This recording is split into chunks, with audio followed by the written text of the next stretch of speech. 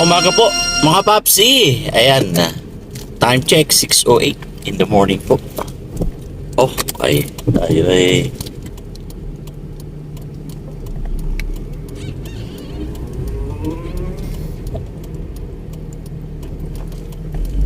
lalarga na. Alright.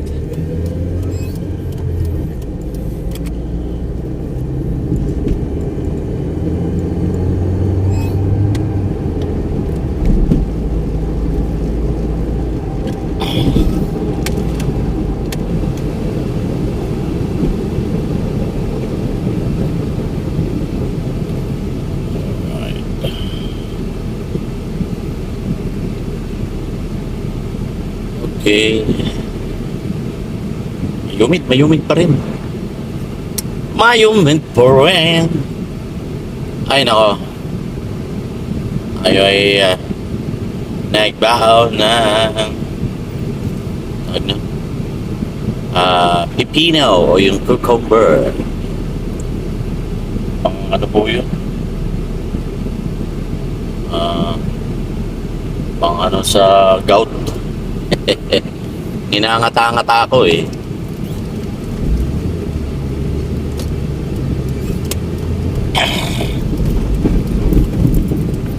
Alright. Ninangata-ngata ko yung cucumber. Yun ang pinaka ano natin, prutas, para may magiling ang ating katawan. Kasi pagka walang nagigiling na gulay o prutas ang katawan natin, hindi talaga naman kulang eh.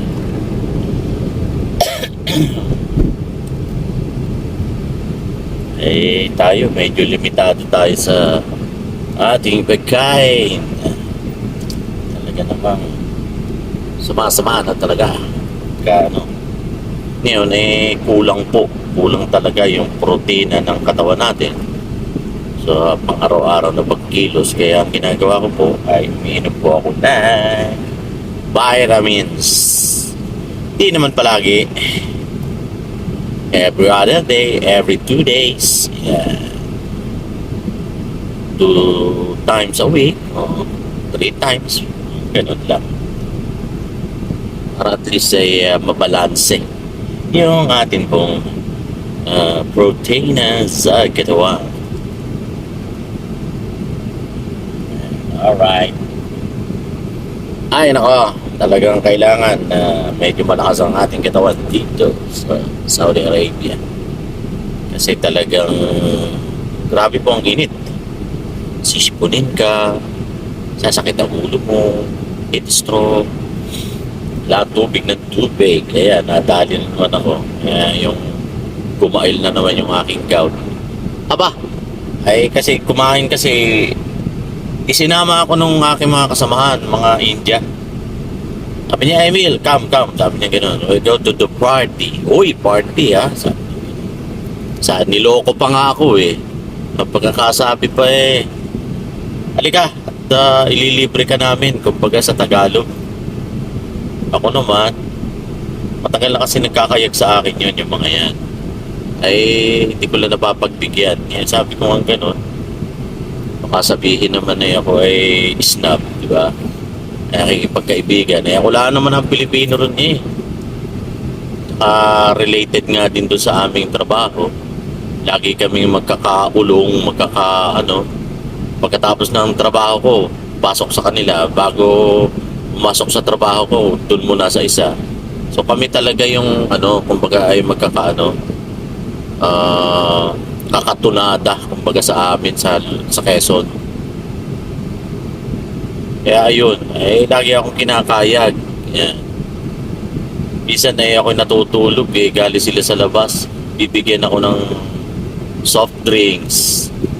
Hindi ko naman masyado pero sige, tanggap. Nahihiya po ako mga papsi. Ngayon sabi, kayag ng kayag sa akin. Sabi kaya naman masyado namang pahartugin naman aring papsi na rin. Di pinagbigyan ko. Pumunta kami dun sa party nga. Ay dami. Go ahead. Pagbigyan ko nga itong moton, yung moton ay ano po yun eh, laham o yung laham na tinatawag ay laman ng baka. Oh, ay giniling. Tapos ewan ko, masarap eh. Masarap siya. Isang order yung nakuha ko, ba, inaubos ko. Oh, ay ayan, gumail ang aking gout. Pambihira. Eh, after 3 days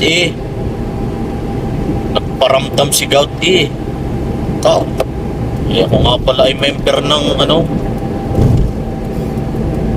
gout international. Oh, eh sila Kapanalig sila Louie, sila Chopper. Oh, ayun. Tali. Ayun. Tayo ay nagpao ng cucumber at yun ang ating inangata-ngata. Meron akong orange. Yeah. Kalat-kalat na orange doon, hindi ko pinapansin. O ay di dadalihin natin. Parang yan oh, dini tayo. Ay, dini. Uy.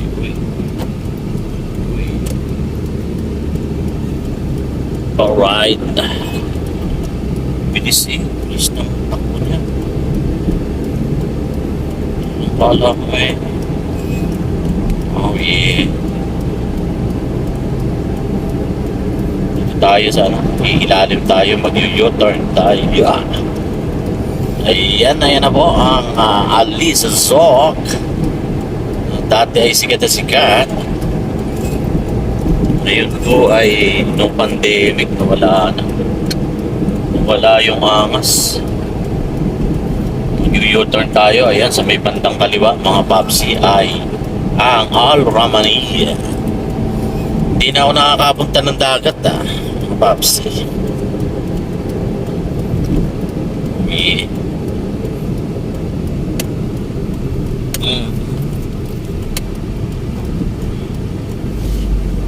Alright.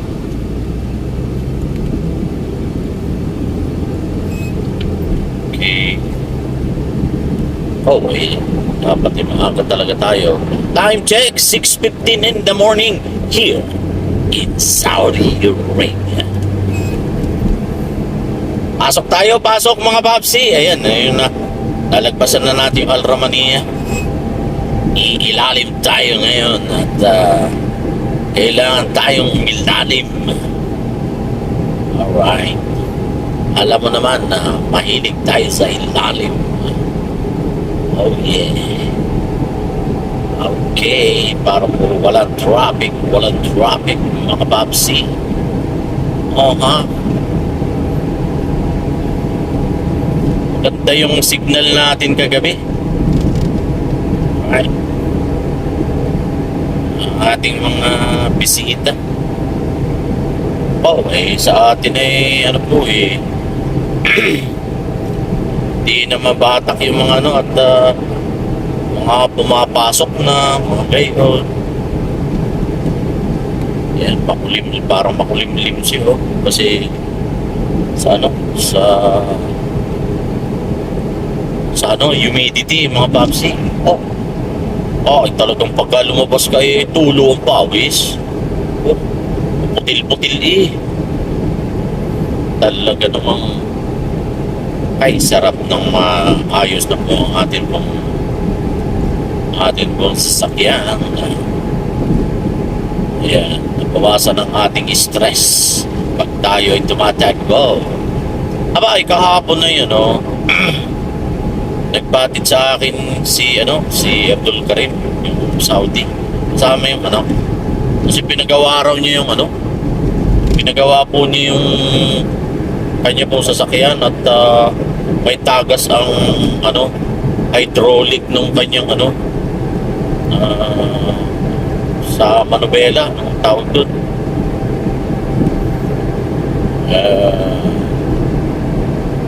Nauubos daw ang langis ay may tagas nga. Eh, pinasabay sa akin ni ano, ni Munir. Kasi siya dapat ang maghahatid. Ay meron daw siyang ano, meron daw siyang ito, mayroon siya ginagawa pa kaya malilate siya. Ay kaya ako pinayagan naman ay dahil nga meron na tayong ano, meron na tayong AC. Ayun, ay kasama pa yung bata. Oh, hindi yun. Sana ay ayos na yung sasakyan ni Abdul Karim. Bait na tao yun. Bait na Saudi. Yun yung tumulong sa akin para may ayos yung ating computer. Oh, ay talaga namang ano luman-luma ng operating system eh. Pinano ko ng Windows 10. Wala, yung ating gamit na Windows 10 hindi ko na makakita kung nasaan.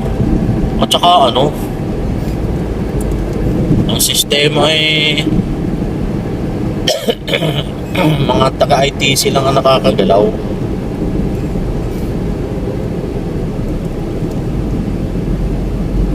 Alright. Okay. Oh yeah. Alright. Oh yeah. Oh yeah. Dami na naman sasakyan mga papsi. Oh. Ano yan? 6:19 in the morning. Yan. Pag nag 6:30 na yan, ako, Diyos ko po. Parang EDSA na. Talaga namang kasi mga maagang pumapasok din at mga eskwela yan, mga yan. Mga estudyante rin.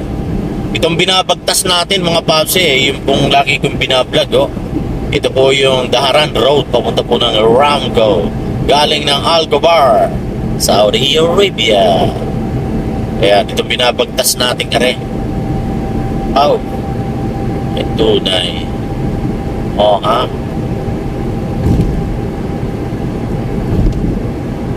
okay. Yan makulimlim siya Kita nyo? Kita nyo? Sumagot kayo mga babsi. Alright. Okay. Dito tayo. Kanan tayo. Kanan tayo. Tayo po ay mag-U-turn. Pero kakanan muna tayo. Yan. Masarap talaga mag-vlog pagka busog. Nagiging madaldal mga babsi. Pagka ako'y gutom talagang wala, matipid ng salita ko masakit ang ulo ko. Ngayon naman sa isipan kong magdadaldal. Kailangan po natin yan. Alright. Oh yeah.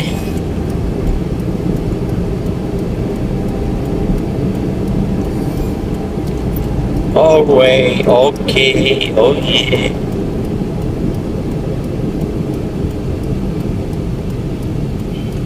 Alright.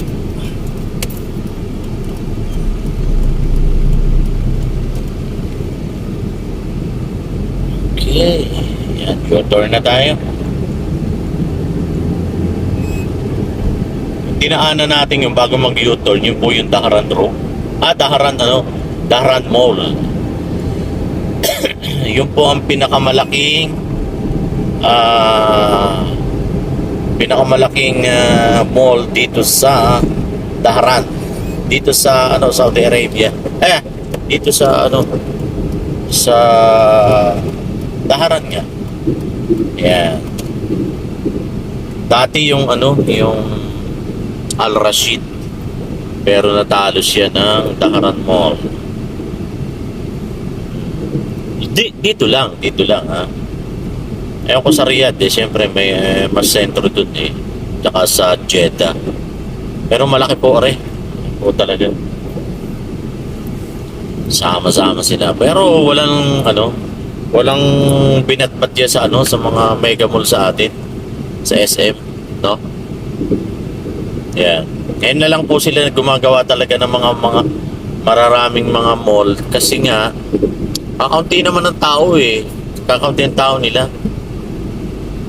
Dati nga yan yung Al Rasid eh, pinakamalaki yan eh. Walang katao-tao. Bakit? Kasi nga ang dami nilang ano, dami nilang bawal. Dati noon walang pwedeng may cellphone na camera. Pambihira. Ay sino pupunta ron? Di ba? Tapos eh hindi po pwede na magkasama-sama ang ano, ang lalaki at babae. Oh. Eh may iwasan ba 'yun sa mall? Eh marami mga bata. 'Di ba? Ngayon po ay pinapayagan na nila. Kasi nga yung bagong prinsipe ay pinipilit nila na maging ano, maging kampante. Para makahatak ng turismo. Ay, makakahatak ka ba ng turismo pagka gayon? Oh, parang tanga. Oh, ay na-challenge sila sa Dubai, di ba? Oh, Muslim country yun. Pero, kita mo. At yung kanilang mga katutubo ay di doon pumupunta. Nag-aaksaya talaga sila ng pera para lang pumunta ron. Eh, naisip ng hari, dini, at saka ng prinsipe, oh, ay pagawa nga rin tayo at medyo iayos na rin natin. Huwag natin masyadong higpitan. Ay total yung abay, marami nag-i-invest eh na katutubo nila. Nilalabas yung kanilang pera sa London. Doon sila namamasyal. Doon sila oh, ay mga mga nagda-drive na yung mga anak kasi mga ano na eh, mga may mga aral na eh. Oh, ay di pinayagan na rin nila mag-drive ang babae rin eh. Ay matatawa ka mga babsi eh. Nung unang pinayagan, di may pa isa-isa. Isa-isang nagda-drive na Saudiya. Ay pinagkakaguluhan sa highway. Ay parang tanga. Alam mo sabi ko. Oh, talaga naman. Good morning.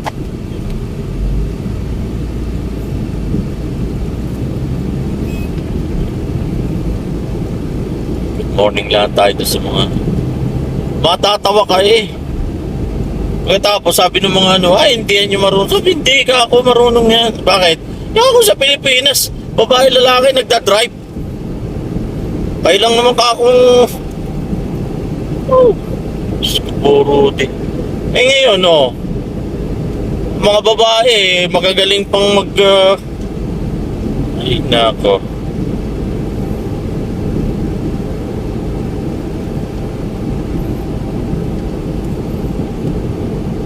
Eh, nawawala na yung pagkabano nila.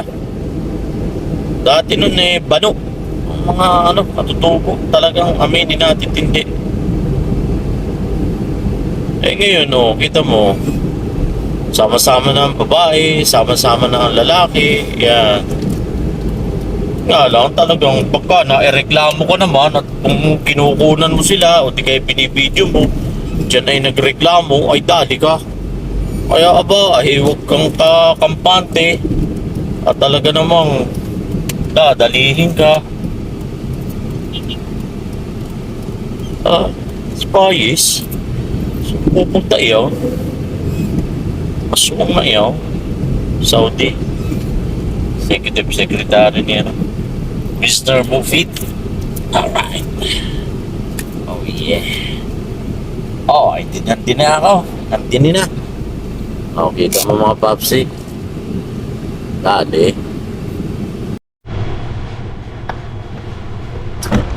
Ayun. Ay, hindi ko tapos itong aking pagbablog din eh. Grabe. Talagang nakaw. Oh. Okay, kahapon pa rin. Isang araw po. Wala naman tayong ma-content din eh. Trabaho nga rin, ayan, may ano ako, mayroon akong takbo na 2,000. Ayan, oh. Isang araw na eh. Magdadalawang araw na. Yan pa lang, oh. Booklet. Automatic yan na, ano, na may staple.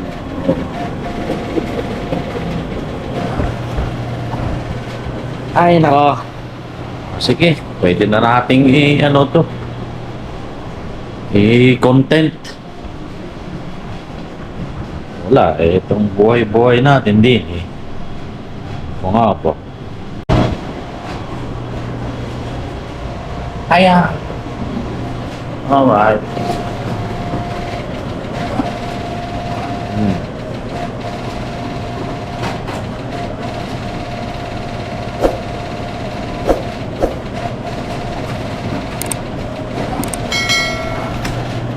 Ayan. Ay, iwaw. 2,000. Medyo matagal-tagal. Oo. Ang gagawin natin? O, edi, magkape muna tayo. Magkape muna tayo, ha? Magkape muna tayo!